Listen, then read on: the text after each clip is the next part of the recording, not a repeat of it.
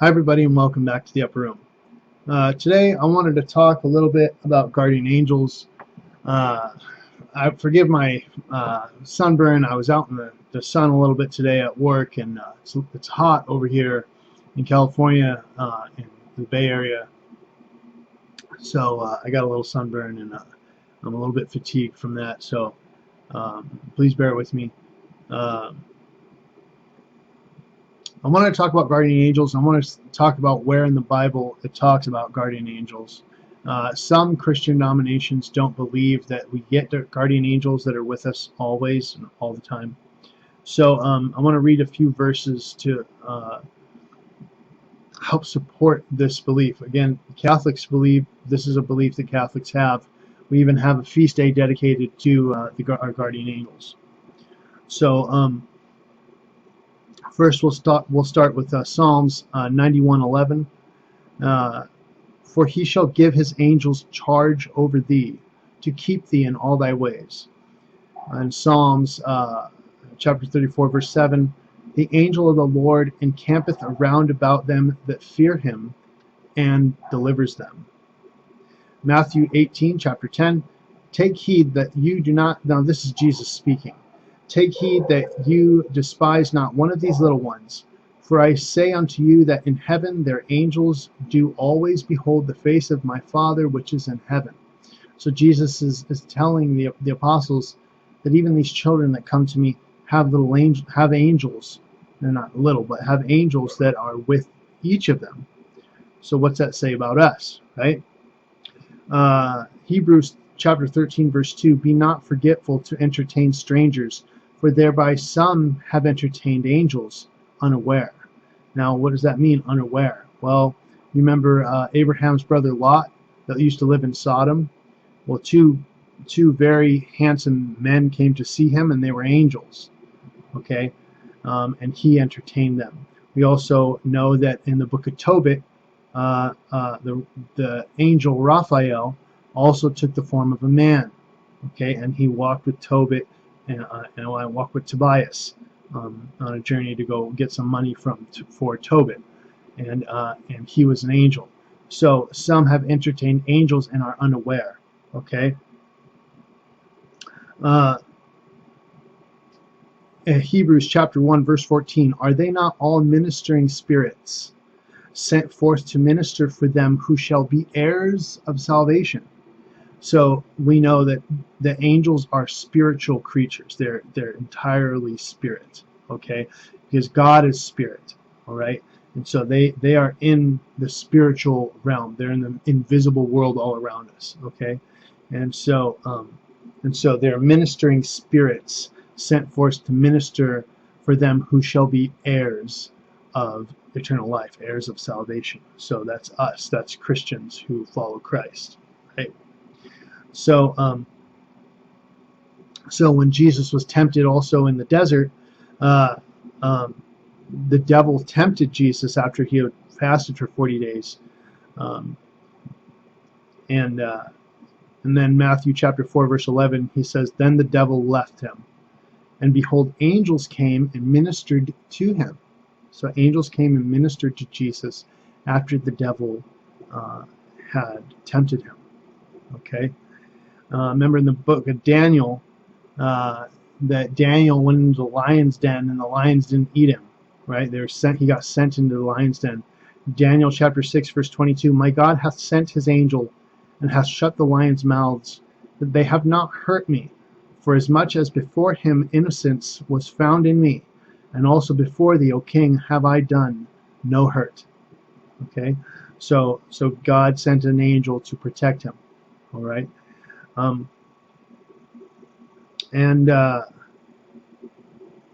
So we know that God, when he wants to protect, his prophets or someone that he chooses or someone that he has his hand over, he sends an angel to protect them. He sends an angel to guide them. He sends an angel to help them, and this is all biblical stuff. And we even know that even little children have angels that constantly behold the face of our Father who is in heaven, and we learn this from Jesus. Okay, so Jesus teaches us that even from a very young age we have guardian angels. All right.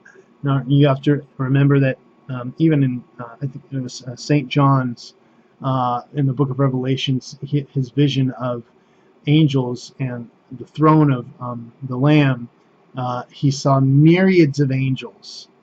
Myriads of angels. What's myriads of it? It's tens of thousands of angels is what he saw flying around the throne.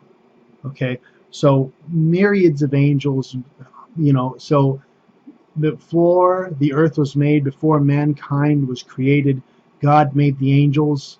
Okay, and He made the heavens, and then He made the earth, Okay, and so if we all have guardian angels, and angels are immortal, they don't die, they don't reproduce. God creates them. Okay, God, mankind has the ability to reproduce because we are mortal. So we have to pass our knowledge down because we die. If we were immortal, then reproducing would be superfluous. Okay, because that's why Jesus says when some teachers of the law, they had a tradition in the ancient world that, especially among the Jews, that if a man should die before having children and he has brothers and a woman, then to carry on his brother's heirs and name, that his wife could marry to his brother to carry on his bloodline. But if that man dies and the other brother and the other brother, they ask, well, whose wife will she be in heaven? And Jesus says that no one will be married in heaven. No one will be given in marriage, and no one, she will be no one's wife in heaven, because he said she will be like the angels who live forever. Okay, so there's no point in getting married and reproducing, because there's no need to pass down more knowledge, because death no longer exists. You're immortal. Okay, so your knowledge that you have can be retained forever.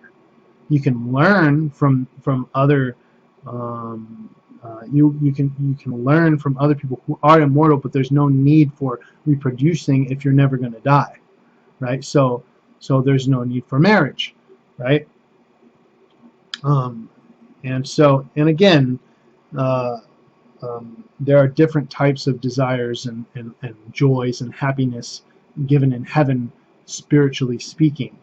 So you got to try to think outside of the box and not think about the desires that we have for, like, food and drink and sex with our spouse, or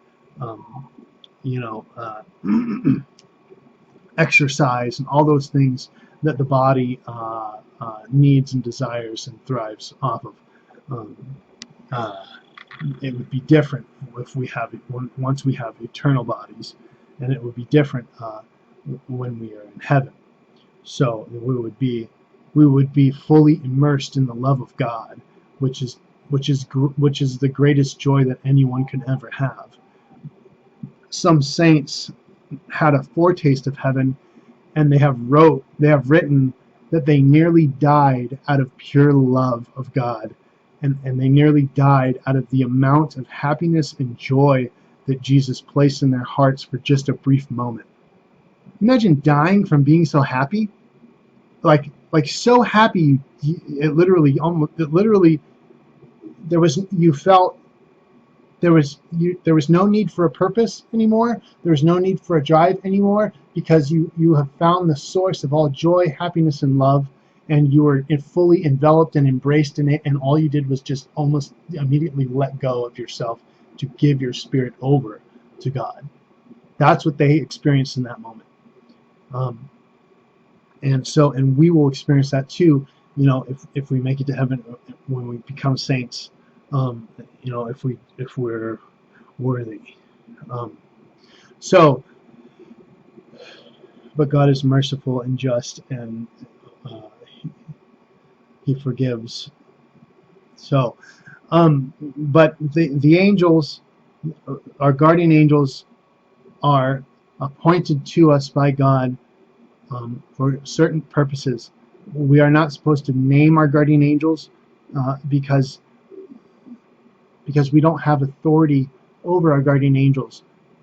They are a higher created being. They're highly intelligent. They are spirits of light. They are extremely loving and kind, and very much intimidating, depending on the angel and depending on what job he's appointed for or who he's appointed to.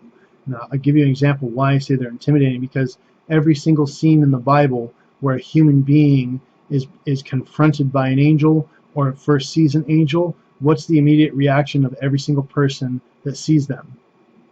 Fear. It says they were afraid. They saw an angel of the Lord, and they were afraid, and they fell on their faces. And the angel of the Lord would bring them up and say, "Don't do that. I'm a fellow servant like you. Don't worship me." Right? So they're fellow servants like us, but they're higher in the order of creation than we are. Okay, because they have different functions, different purposes. All right, and one of their purposes, as far as the guardian angels go, is you. You have been their purpose since before you were born, since before time began, since before the heavens and the earth were made, and the animals and mankind. All the angels were made before human beings were made, which means every guardian angel for every human being on the earth who would ever be born, from the moment that man existed to the moment that mankind will cease to exist until the end of the world, was created before everything was made. So think of all the people in the world. Think of all the people in the world each day and each generation from now until the end of the world. That's how many angels God created before any of us existed.